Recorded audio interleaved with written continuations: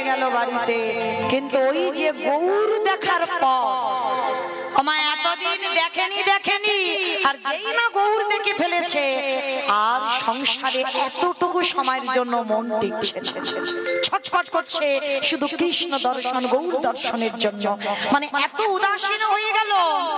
এইবার গার্জিয়ান বাড়ি সবাই আলোচনা করলো এর কাঁধে একটা জল চাপাতে হবে। আমাইরা এই কাঁধে জল চাপানো মানে বোঝো তো কি গো? এগুলো ঠাকুমাদের কথা, আমাদের কথা নয়। বলে ছেলেটা খুব উৎপাত করতেছে, কাঁধে একবার একটু জল চাপিয়ে দাও। এই জল চাপানোটা কি গো? হ্যাঁ, একটা বিয়ে দিতে হবে। এর বিয়ে দিলে মাথা থেকে কৃষ্ণ নামের ভূতটা নেমে যাবে। বলে বিয়ে দিতে হবে। কিন্তু রঘুনাথ ছোটবেলা থেকে ওই দিকে কোনোদিনই লালসা ছিল না, কোনোদিন নারী বদনই দেখেনি। সাবধান, একটা কথা বলে যাই, সরাসরি নারী বদন দেখা মানেই পাপ, জানো তো? মানে আমার দাদা ভাই বাবা ঠাকুর ভাইদের বলে যায়। যদি বলে এটা মমিতা বলে যাচ্ছে না, আমার কথা, এটা আমার কথা নয়। সরাসরি কোন নারীর বদন দেখলেই অপরাধ। তাহলে কি করতে হবে? এইটা রামায়ণে লক্ষণ শিক্ষা দিয়ে গেছে, জানো? যেদিন রামচন্দ্র 14 বছর বনবাস থেকে ফিরেছিল, ফিরে যখন বাবা রামচন্দ্র সিংহাসনে বসেছে, পিছনে লক্ষণ ছত্র ধরে আছে আর ছাতাটা ধরে বারবার রামচন্দ্রের গায়ে বারবার ঢলে ঢলে পড়ছে। শেষে রামচন্দ্র রেগে গিয়ে বলে লক্ষণ, বাড়িতে ফিরেছি, অযোধ্যায় সবাই আনন্দ করছে আর তুই আমার পিছনে ছাতা ধরে ঘুমাচ্ছিস। বলে দাদা গো, আমি 14 বছর ঘুমাইনি দাদা, ঘুমাইনি দাদা। যেই না বলেছে 14 বছর ঘুমাইনি, রামচন্দ্র সিংহাসন থেকে উঠে দাঁড়িয়ে কি বললি? 14 বছর ঘুমাসনি? বলে না, যতবার নিদ্রা দেবী আমার চোখে আসতো আমি নিদ্রা দেবীর পায়ে ধরে বলেছিলাম, ওরে নিদ্রা দেবী, আমি এসেছি আমার দাদা রামচন্দ্রকে পাহারা দেবার জন্য। যদি তোর আমার নয়নে আসতে যেদিনই আমার রামচন্দ্র দাদা অযোধ্যায় ফিরবে, যেদিন আমার দাদা সিংহাসনে বসবে, যেদিন আমি পিছনে ছত্র ধরে বসবো, সেদিনে তুই আমার নয়নে আসিস, তোকে সেই দিন আমি গ্রহণ করিব।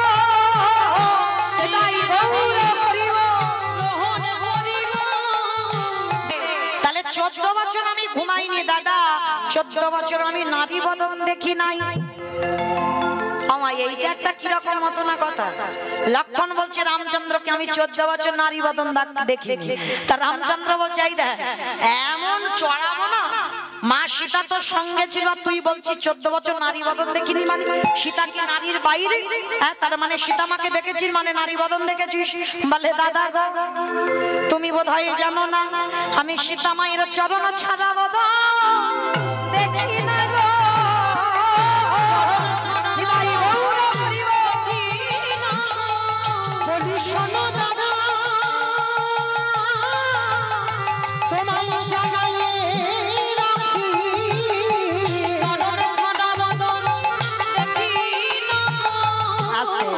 বলে দাদা, যখন সীতামার দিকে তাকাতাম আগে চরণ দেখতাম, তারপরে বদন দেখতাম।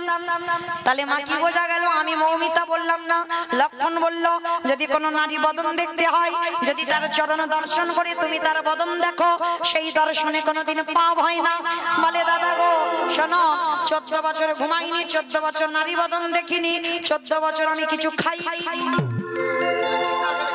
14 বছর নাকি খাই, এইটা বিশ্বাস করা যায়? 14 বছর কেউ না খেয়ে থাকতে পারে? বলে পারে। কেন? লক্ষণ যেমন তেমন ভক্ত নন। লক্ষণ 14 বছর ব্রহ্মচর্য পালন করে 14টা বৎসর বায়ু সেবা করেছিল।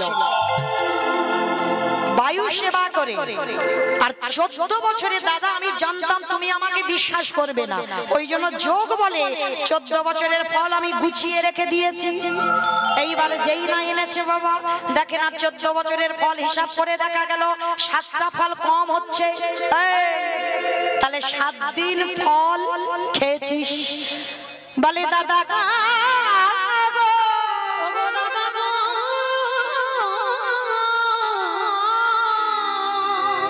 14 বছরের মধ্যে 7 দিন ফল আনতেই যাই নাই।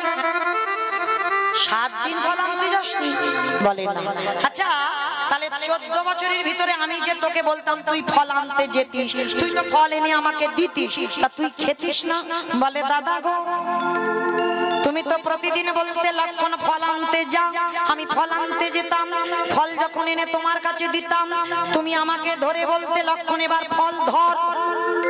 কই কোনদিন তুমি আমাকে সেবা করতে বলো নাই গো, পিতাই গৌরে হরি বল, সেবা করতে বলো না গো। আমি যে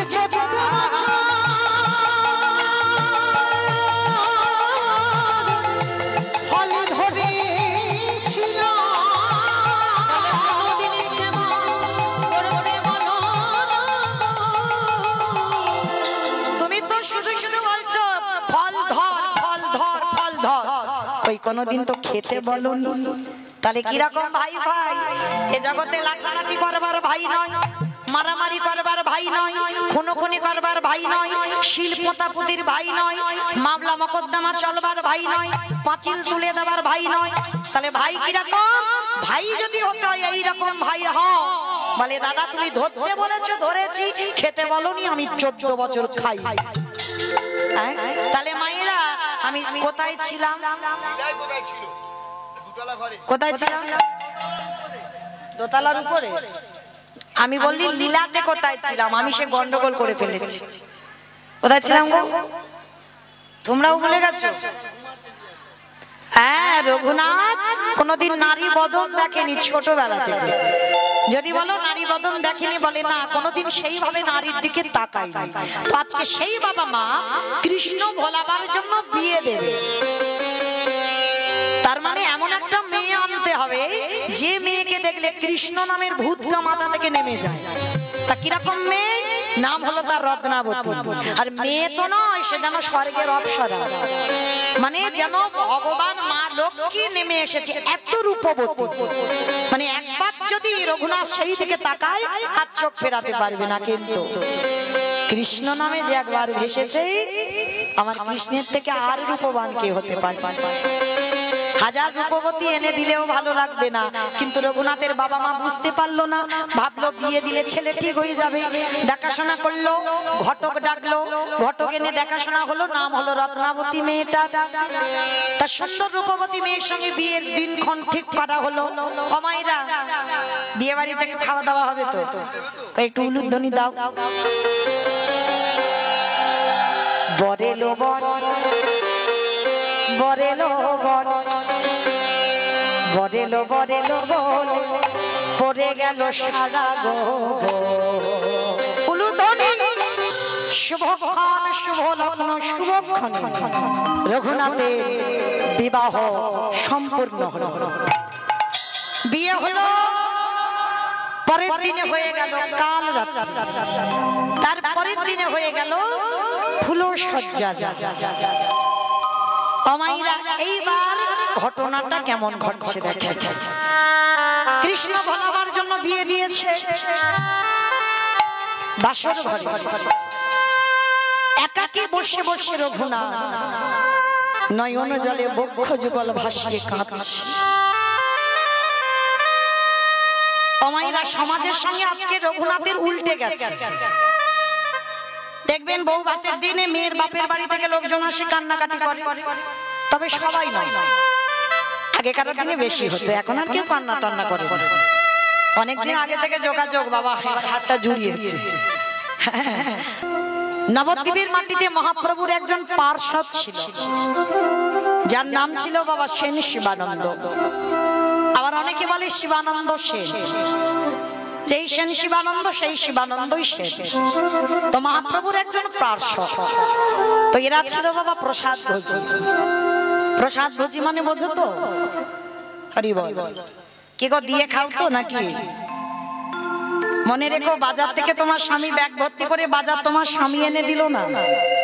যা যা কিছু এনেছে সবই আমার ভগবানের দেওয়া সম্ভব।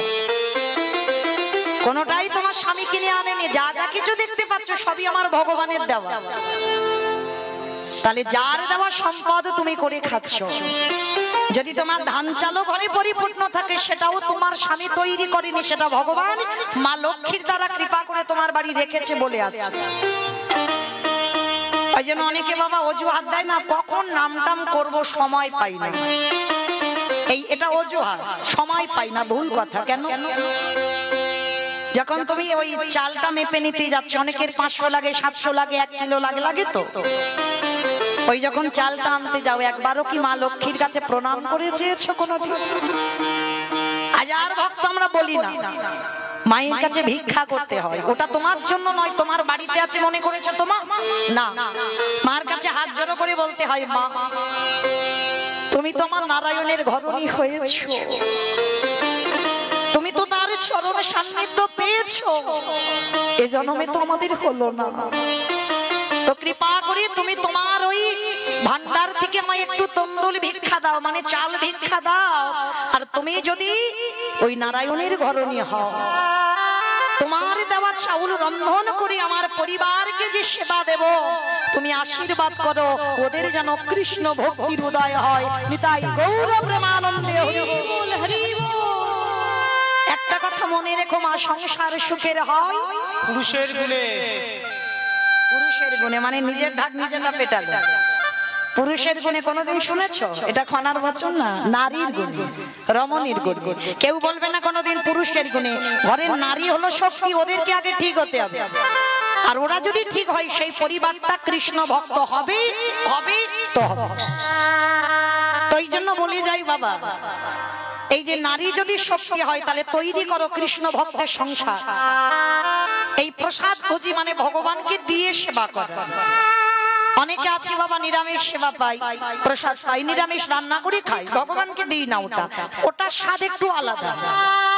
আর ওটাই রন্ধন করে একটু তুলসী পত্র দিয়ে আমার গোবিন্দ চরণে নিবেদন করে দেখো, একেবারে বদলে যাবে স্বাদটা। মানে একই রান্না, একটা তুলসী পত্র দিয়ে ভগবানকে একটু দেবে, ওটা একই রান্না, ওটা স্বাদ আলাদা। আর যেটা তুমি ওই কড়া থেকে তুলে নিয়ে তুমি একেবারে আস্বাদন করবে, ওর স্বাদটা আলাদা। তো শিবানন্দ এরা ছিল প্রসাদ ভোজী। আর দেখবেন বাবা যারা প্রসাদ ভোজী হয় তাদের বাড়িতে যদি ভগবানের জন্য রন্ধন হয় না, তুমি রাস্তা দিয়ে গেলেও বুঝতে পেরে যাবে এ বাড়িতে ভগবানের জন্য রন্ধন হয়। যেমন বাবা যে বাড়িতে মাছ মাংস হয়, রাস্তা দিয়ে গেলে বোঝা যায় না যে এই বাড়িতে পেঁয়াজ রসুন ঠিক হচ্ছে, একটা গন্ধ। ঠিক ঠিক প্রসাদও যাদের বাড়িতে হয়, ওই প্রসাদের একটা সুবাস থাকে। তো শিবানন্দ এরা ছিল প্রসাদ ভোজী। প্রতিদিন মধ্যাহ্নকালে বাবা ওদের বাড়িতে ভক্তরা আসতো ওই একটু করে প্রসাদ পাবার জন্য। তো শিবানন্দ প্রত্যেকদিন মধ্যাহ্ন দিতে সমাপ্ত করে ওই প্রসাদ সবাইকে দিত। তো হঠাৎ বাবা আজকে রাস্তা দিয়ে একটা কুকুর যাচ্ছে, আর কুকুরটা যেতে যেতে ওই কুকুরের তো বাবা সব থেকে ঘ্রাণ শক্তি বেশি, তাই না? যত জগতে পশু পাখি আছে কুকুরের মতো ঘ্রাণ শক্তি আর কারণ নাই, যার জন্য কুকুরকে চাকরি দেওয়া হয়েছে। কোন পশু পাখিকে চাকরি নয়, কিন্তু কুকুরের চাকরি করছে চোর ডাকাতকে ধরবার জন্য, ওর ঘ্রাণ শক্তির জন্য। তো রাস্তা দিয়ে যাচ্ছি আর ওই প্রসাদের সুবাস কুকুরটার নাকে এসেছে। আর যেই না নাকে প্রবেশ করেছে, কুকুরটা মনে মনে ভাবলো, যা মনে হচ্ছে ওদের বাড়িতে কিছু একটা রন্ধন হয়েছে, যাই একবার দেখি তো গিয়ে। তা কুকুরটা গিয়ে বাবা একাধারে চুপটি করে বসে আছে, কোনো ডাকাডাকি নয়, কোনো আওয়াজও নয়। আমাইরা কুকুর গেলে তো কত আওয়াজ করে, কত ডাকাডাকি করে, কত কামড়া কামড়ি করবে, তাই না?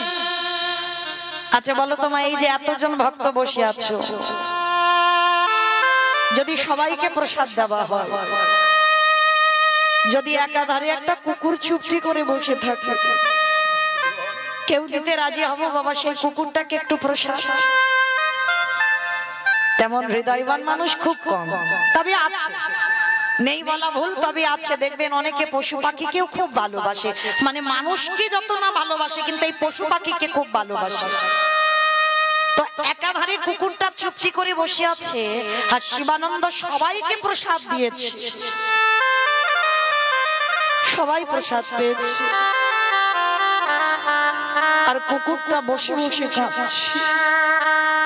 গৌর তোমাকে দেখবার জন্য আমার নয়ন দিয়েছো, তোমার হরিনাম শুনবার জন্য আমার দুটো কান দিয়েছো, তোমার ধামে যাব তার জন্য দুটো নয় আমার চারটে পা দিয়েছো। কিন্তু আমি যে কাউকে কিছু বলবো, আমি যে তোমার নামও জিহ্বাতে বলবো, তার জন্য তুমি আমার ভাষা দিলে না। আমি কাকে কি করে বোঝাবো, আমি কাকে কি করে বলবো যে আজকের ওই প্রসাদ আমায় একটু দাও? কে বা বুঝবে আমার মনের ভাষা, কে বা বুঝবে আমার মনের কথা? কে গো মায়েরা, আপনারা আমরা বুঝবো যদি এখানে একটা কুকুর বসে বসে কাঁদে, কাঁদছে কাঁদছে, মনে হচ্ছে ওর পরিবারের জন্য কাঁদছে, ছেলে মেয়ের জন্য কাঁদছে, কিন্তু কেউ কি তার মনের কথাটা জানতে চাইবো? মনে রাখবেন বাবা, এই মনের ভাষা বোঝা মানুষ জগতে বড় দুর্লভ।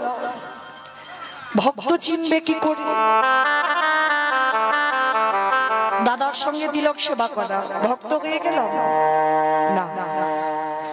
এগুলো তুমি আভরণ পরেছো, গলায় তুলসীর মালা পরেছো, ভক্ত হয়েছো না।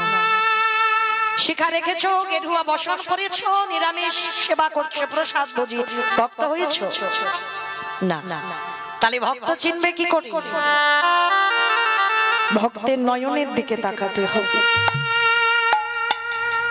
একবার ভক্তের নয়নের দিকে তাকালে, একবার কৃষ্ণ নামে যার নয়নে বাড়ি ধরে, কৃষ্ণ নাম বলার সঙ্গে সঙ্গে যার হৃদয়টা দুলে যায়, অনুভব করবেন বাবা কিঞ্চিত ভক্ত হবার যোগ্যতা অর্জন করেছে।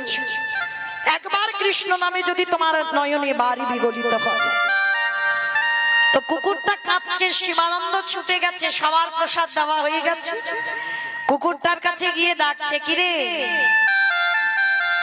এইরকম করে বসে বসে কাঁদছিস কেন? তোর কি শরীরটা খারাপ হয়েছে?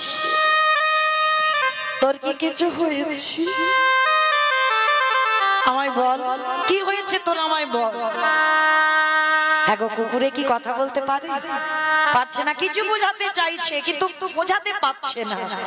কুকুরের দুটো পা শিবানন্দের গলার উপরে তুলে দিয়েছে, যেন অবলা জীব বাবা বোঝাতে চাইছে তোমাদের ওই প্রভুর প্রসাদই আমার একটু দাও। তা ভক্ত তো, আর এক ভক্তের মনের ভাষা বুঝতে পেরেছি। শিবানন্দ কুকুরটাকে নিয়ে বলছে, কিরে আমি বুঝেছি, আমি বুঝেছি তোর মনের কথা, তার মানে তুই আমার একটু এই ভগবানের প্রসাদই পেতে চাস, তাই তো? আরো বাবা কুকুরটা গলা জড়িয়ে ধরে, আমরা মানুষ হয়ে মনুষ্য কুলে জন্ম নিয়ে আমরা প্রসাদ পেতে চাই না। একটা অবলা জীব সে প্রসাদ পাবার জন্য কাঁদছে। ঠিক আছে দাদা, আজকে তো বেশি প্রসাদ নেই, আমার ভাগে যতটুকু আছে আজকে আমি তোকেই দেব। তো কুকুরটাকে বসিয়ে কলা পাতাই করে প্রসাদ দিয়েছি, আনন্দে কুকুরটা সেবা করেছি। শিবানন্দকে যেন চরণ দুটো জড়িয়ে ধরে প্রণাম করতে চাইছি। অন্তত একজন আমার মনের কথাটা বুঝেছি। কুকুরটা চলে গেল, প্রতিদিন ওই এমন একটা টাইম ধরা বাবা, কুকুরটা আসে, প্রসাদ পায় আর চলে যায়। যে বাড়িতে মাছ মাংস হয় কোনোদিন কুকুরটা যায় না। ওই কুকুরটার একটাই লোক, ভগবানের প্রসাদ পাবো, ভগবানের প্রসাদ পেতে চাই। দেখতে দেখতে বেশ কিছুদিন হয়ে গেল বাবা, আর আজকের দিনে হয়েছে একাদশী তিথি। তা এই একাদশী তিথিতে, তা একাদশীতে ভগবানকে কি অন্ন ভোজন দেওয়া হবে? অন্ন ব্যঞ্জন হবে না, শাকার তৈরি করা হবে। আবার দেখবেন ওই ফলমূল দুধ ভগবানকে দেওয়া হয়। তো শিবানন্দের বাড়িতে ফলমূল শাকার তৈরি করে দিয়েছে, আর শিবানন্দের বাড়ির যেন পোষা কুকুর হয়ে গেছে ওই রাস্তার কুকুরটা। তো শিবানন্দের মনে মনে ভাবলো যে কুকুরটা তো আসবে, কিন্তু ও কি আর কুকুর কি আবার একাদশী করবে না? তো ওর জন্য আলাদা করে একটু অন্ন ব্যঞ্জন করে রেখে দিই, অন্তত ওকে দেওয়ার জন্য। কারণ আজকের ভক্তরা তো সব একাদশী করবে, কেউ তার অন্ন পাবে না, কিন্তু কুকুরটা তো পাবে, ওর জন্য একটু অন্ন বানিয়ে রেখে দিই।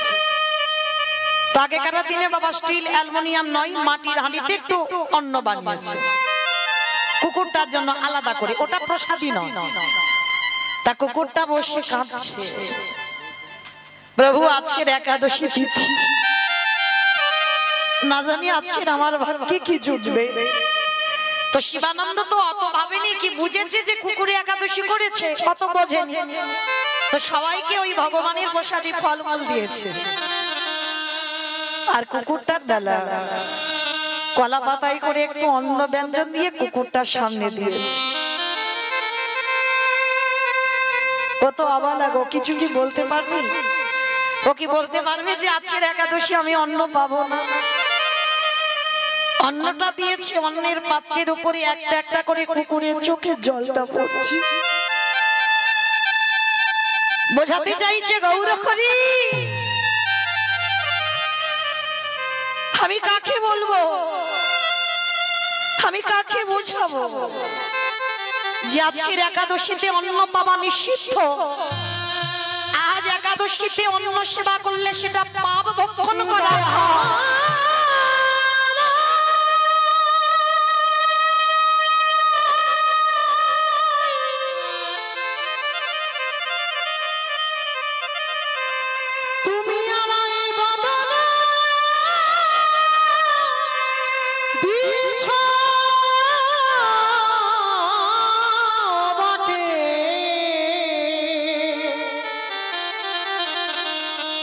কিছু বলার মতো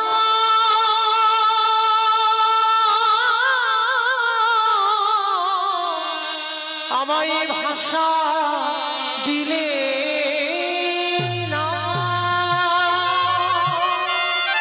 উত্তর দাও, আমার কে বুঝবে আমার আজকের মনের কথা? তবে শোনো প্রভু, আজ যদি আমি সারা দিনে কিছু নাও পাই, কিন্তু আজকের আমি অন্যেতে আমি মুখ দেব না। কে গো মাইরা, যেটা কুকুরে বুঝলো, পশুকুলে জন্ম সে বুঝলো, আর আমরা এই যে দুর্লভ মানব জন্ম পেয়ে আমরা বুঝলাম না, আমরা পতিত হয়ে পড়ে রইলাম। কত ভক্তরা বাবা এখনো একাদশীতে অন্ন সেবা করে, মানতে চাই না, আমরা এগুলা বিশ্বাস করি না। অনেক মানুষ আছে শাস্ত্র বিশ্বাস করে না, ধর্ম মানে না, কিন্তু মনে রেখো বাবা, ভগবান তার জন্য বিধান ঠিক করে রেখেছে, না জানি অন্তিমে সময়ে তার দুর্গতিটা কি হয়ে যাবে। তা কুকুরটা মনে মনে ভাবছে, প্রভু যদি আজকের আমি প্রসাদ নাও পাই, তো সারা দিন সারা রাত আমি কিছু খাবো না, কিন্তু অন্নটা আমি মুখ দেব না। তো সবাই প্রসাদ পেয়েছে ফলমূলে, আর কুকুরটা বাবা বসে বসে ওই অন্নের থালাতে চোখের জলটা পড়ছে। শিবানন্দ গেছে কুকুরটার কাছে, কি হয়েছে তো?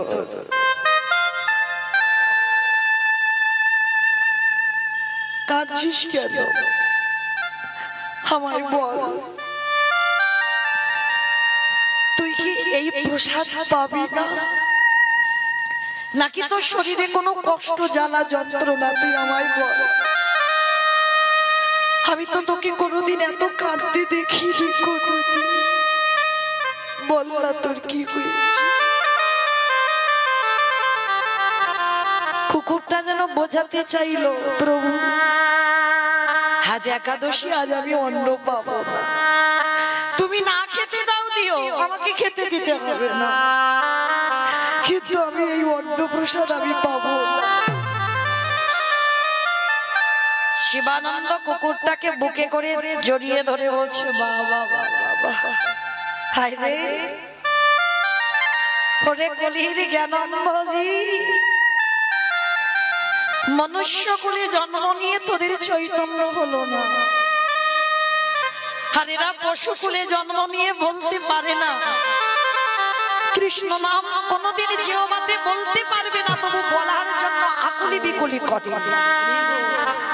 তো আজকে শিবানন্দ কুকুরটাকে ধরে বলছে, আয় ওরে আয় আয় ওরে আয় আমার বুকিয়া। আজকে আমার ভাগে যে প্রসাদী আছে আমরা দুইজনে আজকে সেবা করব, আয় আমার বুকিয়া। নিতাই গৌর প্রেমানন্দে হরি বল হরি বল হরি বল। কুকুরটাকে বুকে নিয়ে জড়িয়ে ধরলো শিবানন্দ, আর ওই একাদশীর প্রসাদ দুজনে সেবা করেছে। মানে জানো শিবানন্দের বাড়ির কুকুর হয়ে গেল।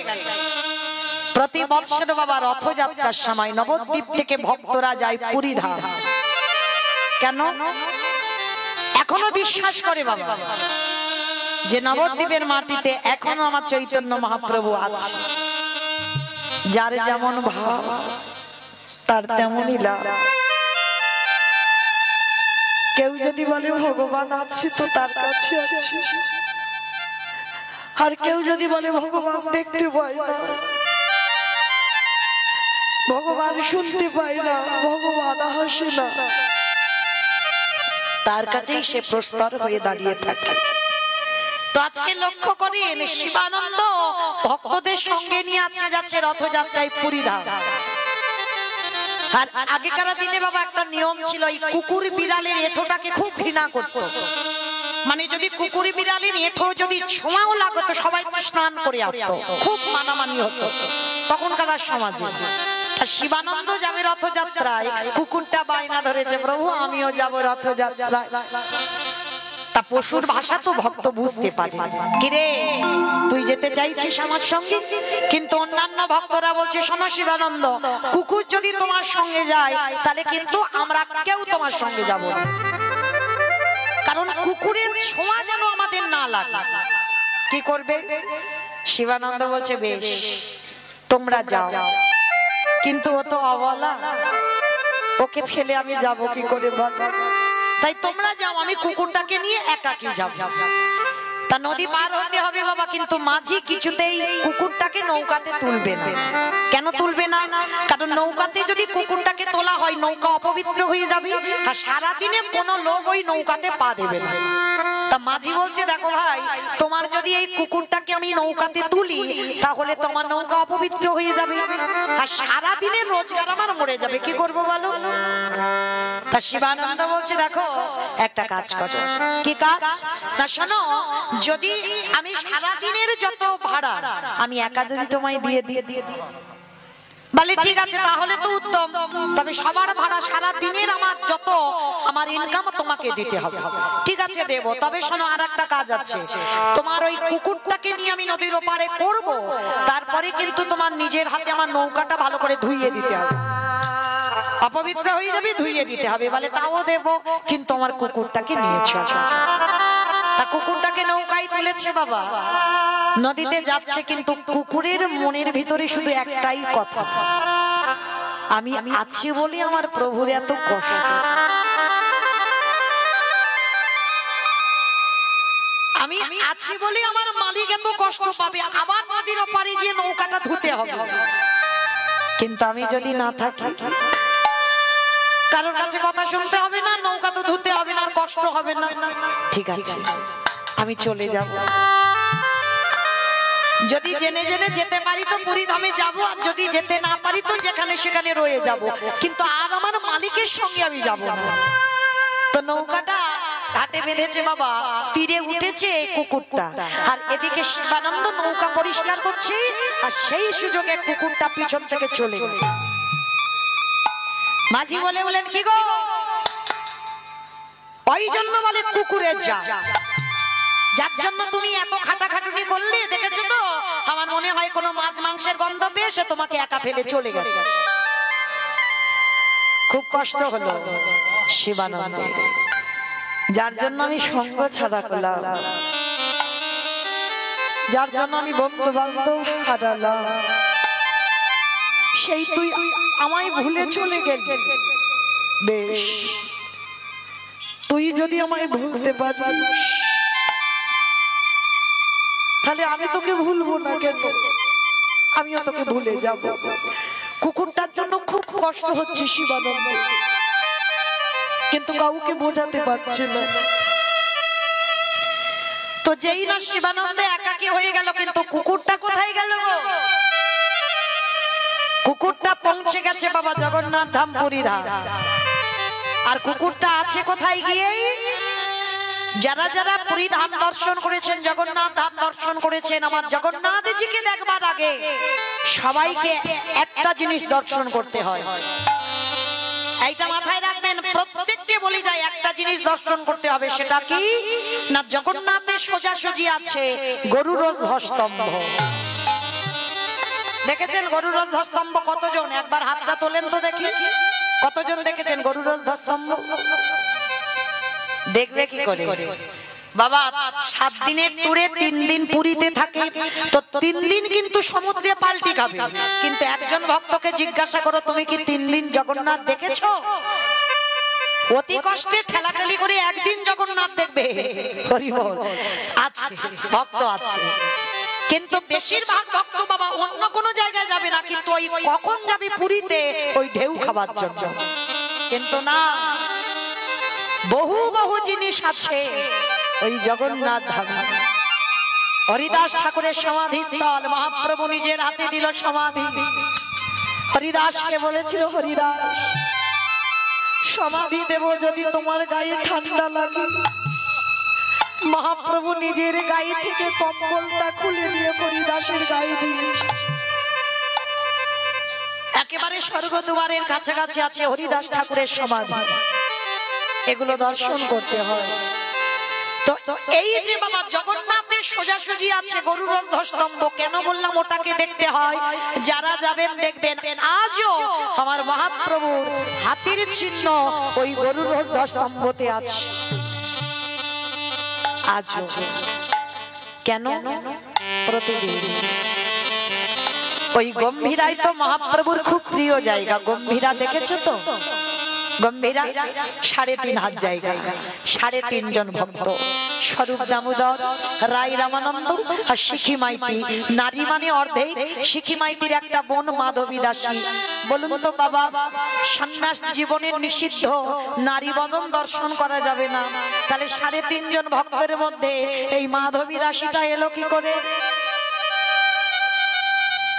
কারণ কোনদিন আমার মহাপ্রভুর কাছে আসেনি গো। 60 বছরের বৃদ্ধা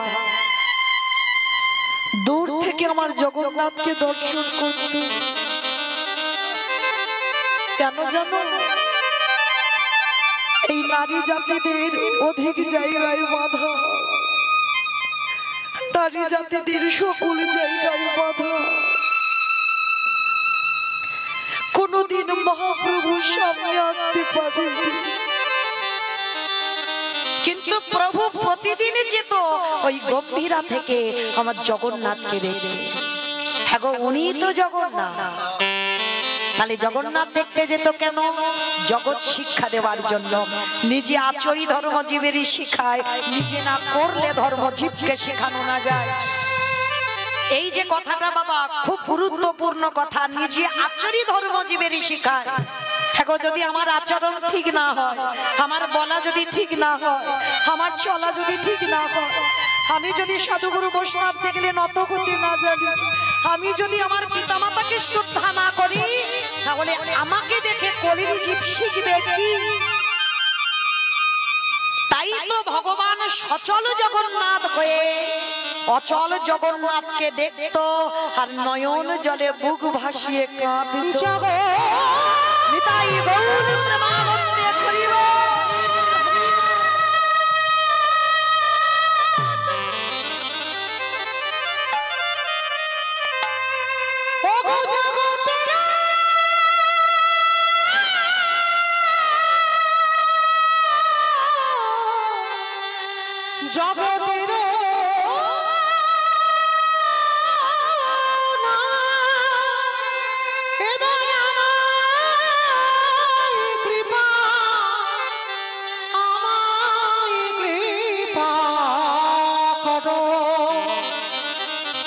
জগতের জগন্নাথ, ওগো জগতে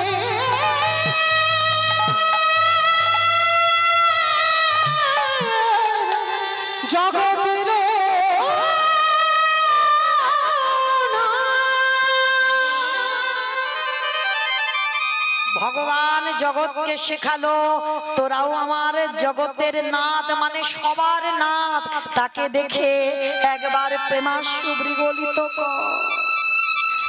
ওরে কলির জীব, যত কাঁদতে শিখবি তত কৃপা পাবি, আর যার না হৃদয় দোলে কৃপাটা অত সোজা নয়। কতটুকু তুমি তুলসী তলায় চোখের জল দিয়েছো তুমি কৃষ্ণ পাবে, কতটুকু তুমি কৃষ্ণ বলে কেঁদেছো তুমি কৃষ্ণ পাবে। আগে কাঁদতে শিখতে হবে। ভগবানের কাছে জীবনে যদি কিছু চাইতে হয়, ধন সম্পত্তি টাকা পয়সা নয়, একটা জিনিস চেয়েও, কৃষ্ণ অন্তিম সময় পর্যন্ত যেন আমি শুধু কাঁদতে পারি। বলেছিল না বাবা মহাভারতে কুন্তি, আমার কিছু দরকার নেই, কিছু প্রয়োজন নেই, কিন্তু মরার আগের দিন পর্যন্ত যেন আমি কাঁদতে পারি। কৃষ্ণ প্রশ্ন করেছিল, পিসিমা তুমি তো সারা জীবন ধরে কেঁদে গেলে, আরো কাঁদবে? মনে করি দেখো, কুমারী বেলায় তুমি কর্ণকে জন্ম দিয়েছো, সেদিনও কেঁদেছিলে। যেদিন পাণ্ডুর সঙ্গে বিয়ে হলো সেদিনও কেঁদেছিলে। বাপের বাড়ি থেকে শ্বশুর ঘরে গেলে সেদিনও কাঁদলে। যেদিন পাণ্ডু দেহ রাখলো সেদিনও কাঁদলে। পাণ্ডবদের নিয়ে গান্ধারীর ঘরে দাসবৃত্তি করলে সেদিনও কাঁদলে। কুরুক্ষেত্রের মাঠে যেদিন কর্ণ নিধন হলো সেদিনও কাঁদলে। যেদিন ভীমকে বিষ খামানোর চক্রান্ত হলো সেদিনও কাঁদলে। যেদিন পাণ্ডবদের পুড়িয়ে মারার চক্রান্ত হলো সেদিনও কাঁদলে। তাহলে সারা জীবন তো তুমি কেঁদেছো। আজ তোমার যুধিষ্ঠির রাজা, আজ তো অন্তত আমার কাছে একটু হাসি চাও। আজও তুমি কাঁদতে চাইছো কেন? কৃষ্ণ তুই বুঝবি না বাবা, কেন কান্নাটা চাইলাম জানিস?